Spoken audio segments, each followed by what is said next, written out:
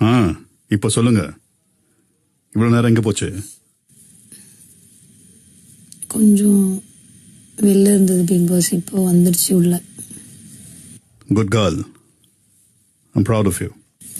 Thank you Bigg Boss, I am proud of you too. Thank you. Okay Bigg pass.